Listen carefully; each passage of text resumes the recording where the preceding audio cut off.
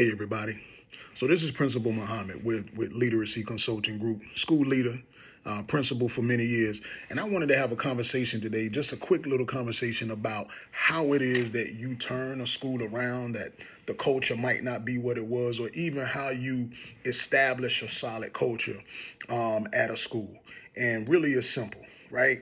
Like you have to draw a clear line about what is and what is not acceptable in your school from both staff and students. Now I'm gonna talk about students right now for a minute, but you can't let any sort of behavior happen in your school, because if you allow certain things, then that is going to become cancerous and certain things will spread and it will destroy your school culture. So you have to be tough on certain behaviors.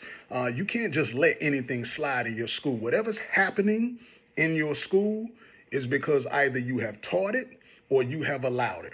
So as a school leader or even as a teacher, you have to make sure that you are very clear about what is going to happen in your building and what is not going to happen in your building.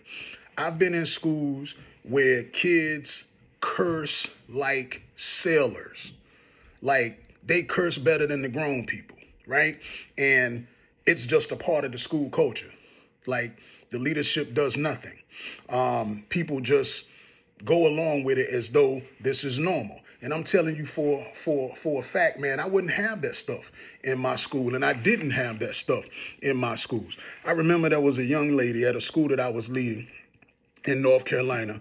There was a young lady who was sent to my office for cussing out a teacher. And so I asked her, I said, okay, what'd you call the teacher? And she said, well, I don't want to tell you that, Mr. Muhammad. I said, why not? Because I respect you. I said, nah, you don't respect me. Because if you respected me, you would respect the teacher that I put in the classroom to teach you. So tell me what you call the teacher. She said, I just can't say that. I said, okay. I said, all right, spell it for me. She said, nah, I'm not going to spell it. I said, okay. How many letters do it got in it? So she sat there for a minute and she was like, 5. And I said, okay. Then that's how many days you got at the house. You got a day for every letter.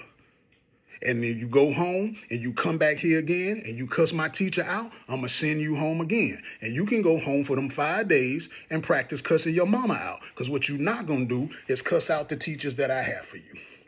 And so that's how I